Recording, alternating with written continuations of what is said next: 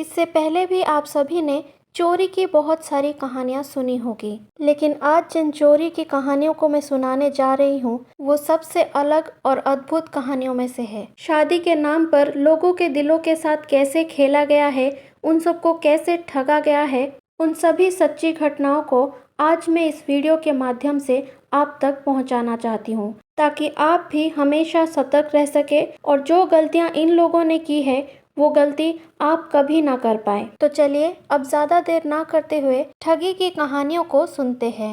UP के गोंडा नाम के एक गांव में 27 दिसंबर को एक अजब गजब चोरी का मामला सामने आया। यहाँ एक नवविवाहिता अपने ससुराल वालों को नशीली पदार्थ खिलाकर घर में रखे पैसे और कीमती जेवर लेकर फरार हो गई। जब ससुराल वालों को होश आया तो उनके पैरों तले जमीन खिसक गई। उन्होंने फौरन पुलिस में इसकी शिकायत दर्ज कराई। बाद में पुलिस ने आरोपी नवविवाहिता को अपनी गिरफ्त में ले लिया। उसके साथ 4 अन्य लोगों को भी गिरफ्तार कर लिया गया। वो नवविवाहिता लड़की कौन थी और उसके 4 साथी कौन थे और क्यों और कैसे उन्होंने ये सब किया, आइए इस वीडियो में इसकी आगे की कहानी जानते हैं। तो मामला कुछ ऐसा हुआ कि खड़गपुर थाना क्षेत्र के निवासी बृजभूषण पांडे की किसी कारणवश शादी नहीं हो पा रही थी। तब जोखू नाम के एक बिचौलिए ने लखीमपुर के खेरी नाम के गांव की शिवानी उर्फ गोमती देवी नाम की एक लड़की से बीते 17 दिसंबर को धूमधाम से उसकी शादी करा दी। 21 दिसंबर को शादी वाले घर पे कुछ रीति रिवाजों से जुड़े कार्यक्रम का आयोजन किया गया था और इस कार्यक्रम में नवविवाहिता शिवानी, उसका एक मुंह बोला भाई और कुछ दूसरे साथी भी शामिल हुए।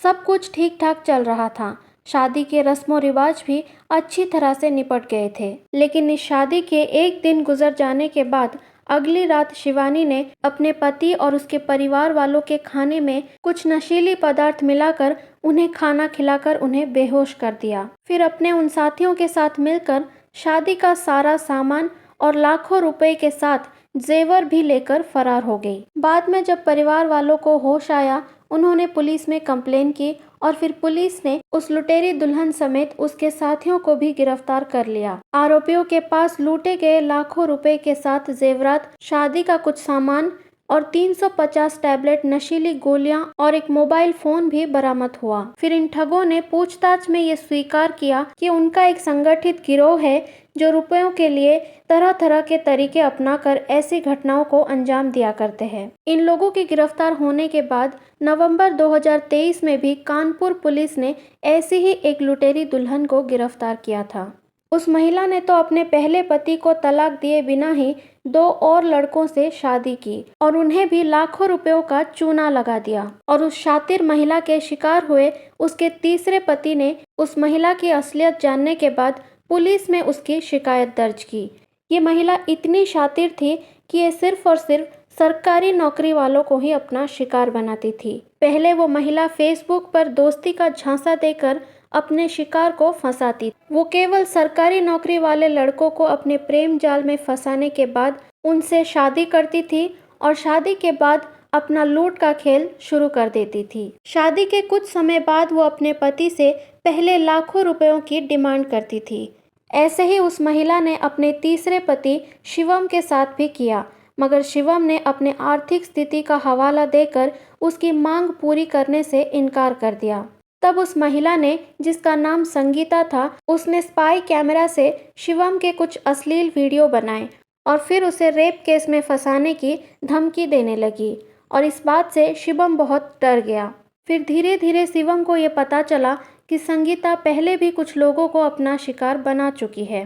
फिर शिवम ने इस मामले की शिकायत पुलिस में की।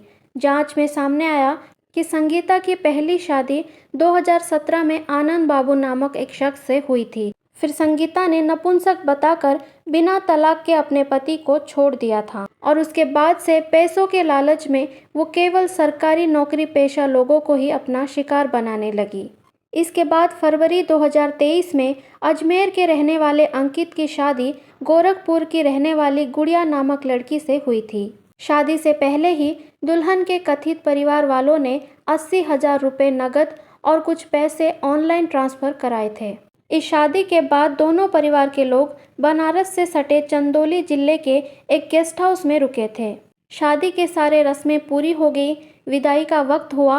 अंकित ने विदाई कराई। अब उस दुल्हन को अपने साथ लेकर अंकित को अजमेर वापस जाना था, इसलिए अब सभी लोग ट्रेन में सवार हो गए। ट्रेन में उस दुल्हन का एक परिचित लड़का भी बैठ गया, जिसका नाम था छोटू। बनारस से कानपुर तक का ये सफ़र बिल्कुल सही रहा, लेकिन जैसे ही ये ट्रेन कानपुर पहुंची तो दुल्हन के इस परिचित उर्फ छोटू ने अपनी पोटली खोली। छोटू के उस पोटली में कुछ नशीली दवाई थी। फिर उसने अंकित और अंकित के घर वालों को चाय और नमकीन में वो नशीली पदार्थ मिलाकर खाने के लिए दिया, और फिर जैसे ही वो लोग बेहोश हो गए, वहाँ से सारा सामान वगैरह लूटकर दुल्हन अपने साथी छोटू के साथ फरार हो गई। जब परिवार की बेहोशी टूटी तो उन्हें पूरा मामला समझ में आ गया, और फिर उन्होंने इसकी रिपोर्ट थाने में दर्ज कर दिया। बाद में लुटेरी दुल्हन गुड़िया पुलिस के गिरफ्त में आ गई। इस लड़की को दुल्हन बनने का इतना शौक था कि वो हर महीने एक लड़के को फंसाकर उससे शादी करती थी और उसके बाद माल लेकर अपने साथियों के साथ फरार हो जाती थी। इस लड़की ने ऐसे ही पूरे 40 लड़कों को फंसाया, उनसे शादी की और फिर उन्हें लूटकर फरार हो गई। दिसंबर 2022 में जयपुर पुलिस ने भी दिल्ली से एक लुटेरी दुल्हन को गिरफ्तार किया था, जिसने जुलाई 2022 में शादी की थी, और इस शादी के बदले में दूल्हे के परिवार वालों से 3 लाख रुपए लिए गए थे। शादी के एक हफ्ते बाद ही दुल्हन घर से गहने और 2 लाख रुपए लेकर फरार हो गई थी। पुलिस ने इस मामले में 2 लोगों को गिरफ्तार भी किया था, जिनका कि काम ही था शादी के नाम पर लोगों को ठगना।